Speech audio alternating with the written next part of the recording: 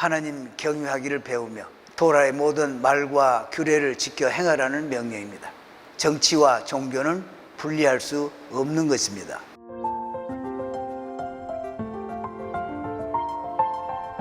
이 맨 처음 나온 단어 쇼프팀, 재판장들, 이것이 제목입니다. 16장 18절에서 20절까지는 공정한 법정을 세우도록 명령하고 있습니다. 토라는 이제 그 땅에 들어가면 모든 시마다 법정을 세우라는 공식적인 명령을 하고 있습니다. 또한 각 지파마다 고위 법정인 산헤드린을 세우라고 명령하고 있습니다. 이번 토라 포션은 대부분 국가의 지도자들을 향한 명령들입니다. 왜냐하면 그들의 행위는 선하든지 악하든지 백성들에게 강력한 영향력을 끼치기 때문입니다. 산헤드린 공회의 결정에 반대하여 일어나는 자는 아무리 뛰어난 재판관이라 할지라도 사형에 해당하는 것입니다. 11절에서 공의로 재판을 하라 이렇게 나와 있는데, 이 말은 단지 사람들 임명해서 법정을 세우는 것만 아니라 임명되는 사람들은 반드시 자격을 갖춰야 하고 의로운 사람들이 한다는 것입니다. 임명받은 그들은 정직하게 그리고 올바르게 재판을 해야 합니다. 만일 공동체가 부적격자를 재판장으로 임명한다면 하나님은 부당한 재판의 결과로 일어나는 모든 책임을 물으실 것이라는 뜻입니다. 19절에 너는 굽게 판단하지 말며 사람을 외모로 보지 말며 또 뇌물을 받지 말라. 뇌물에 대해서 라시 같은 랍비는 뇌물을 아무런 부담 없이 받는다고 할지라도 판사가 동등하게 처리한다는 것은 불가능하다 이렇게 얘기를 하고 있습니다. 따라서 법정에서는 모든 사람을 동등하게 대하며 판사가 소송 당사자 한 사람에게만 호의를 보이면 다른 사람은 불이익을 받는다고 느끼게 되는 것입니다. 20절에 여기서 너는 마땅히 공의만 조치라, 히브리어 원어를 보면은 공의, 너는 조치라 이렇게 되어 있습니다. 또 영어로 직역을 해놓은 걸 보면 righteousness shall you pursue 이렇게 되어 있습니다. 즉 이 말씀은 공의를 추구하되 오직 공의만을 통해서 추구하라는 뜻으로, 단지 공의만을 추구하는 것으로 충분하지 않으므로 반드시 정직한 방법을 통해서 이루어져야 한다는 뜻입니다. 그래서 토라는 거룩한 목적을 부적합한 방법으로 추구하는 것은 용서하지 않습니다. 또 그리하면 내가 살겠고, 여기서 내포하는 것은 판사가 판결을 비뚤어지게 하면 그는 죽을 것이다 라는 의미로, 그래서 판사는 하나님의 동역자이기 때문에 그러한 엄한 기준을 대고 있습니다. 랍비 마하라는 하나님은 재판장에 대해 매우 엄격하시다.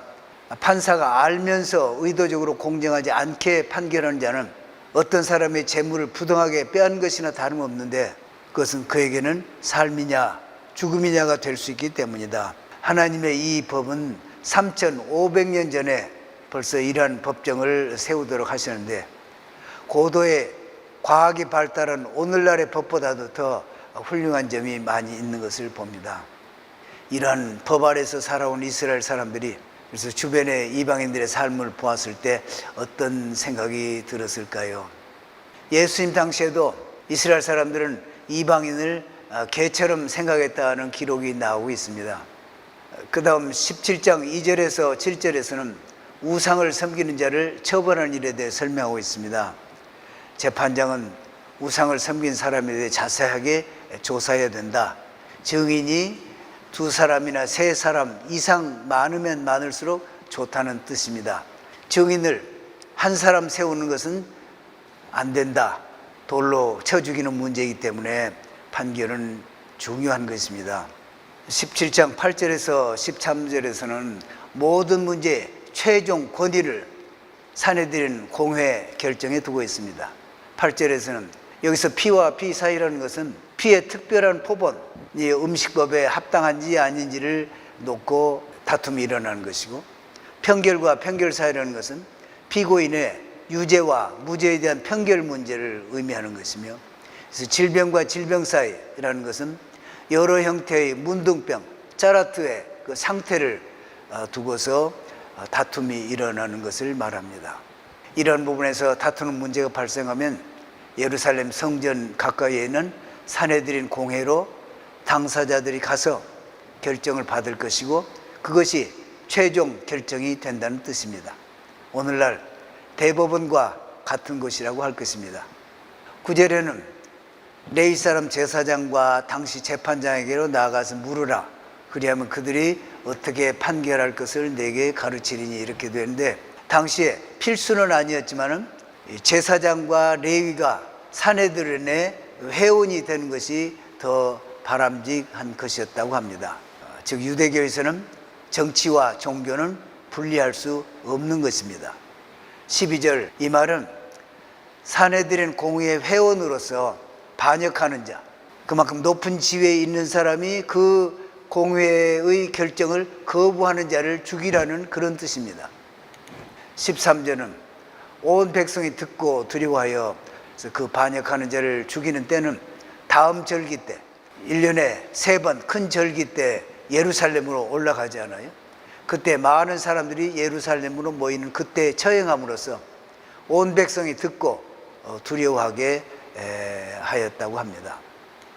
미래 어느 시점에 가면 이스라엘이 왕을 요청해야 한다는 것은 허락이 된 사실이었을 뿐만 아니라 명령으로 주어졌습니다.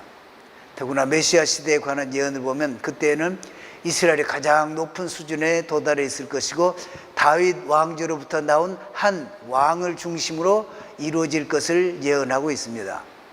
그래서 이스라엘이 그 땅에 들어간 후에 두 개의 가장 슬픈 에피소드가 있는데 하나는 미가의 우상 사사기 17장과 18장을 읽어보시면 자세히 나와 있습니다. 그리고 기브아에서 일어난 첩에 대한 잔악행위 사사기 19장에서 21장에 기록되어 있습니다. 가장 슬픈 그러한 사건이 가능했던 것은 단지 이스라엘에 왕이 없었기 때문이었다 이렇게 설명하고 있습니다. 그래서 만일 그때 의로운 왕이 있었고 리더십과 규율이 있었더라면 왕이 그런 난폭한 불법 행위가 일어나는 일을 결코 허용하지 않았을 것입니다. 17장 14절에서 20절까지는 왕을 세우는 명령입니다. 이스라엘은 한 국가로서 그 땅에 세워진 다음에 행할 3가지 명령을 받았습니다. 하나는 왕을 요청하라는 것, 두 번째는 아말렉의 후손을 제거하라는 것, 그리고 세 번째는 성전을 지으라는 것입니다.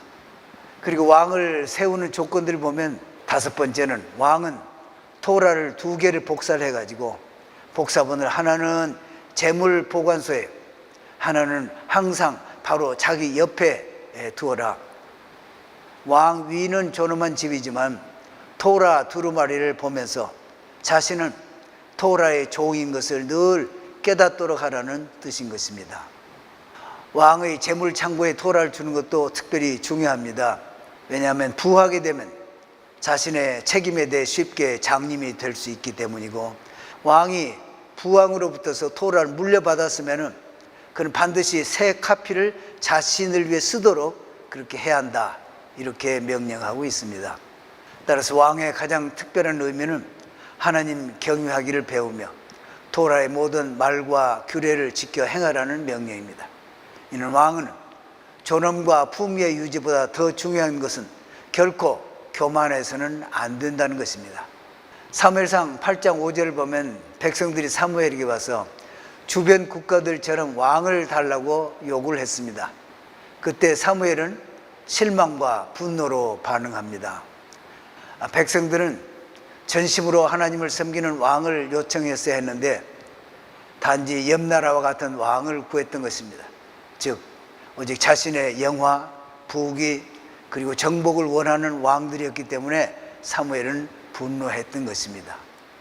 신명기 18장 15절에서 22절까지 중에 15절과 18절에는 내 하나님 여호와께서 너의 형제 중 내 형제 중에서 나와 같은 선지자 하나를 너를 위하여 일으키시리니 너희는 그를 들을지니라.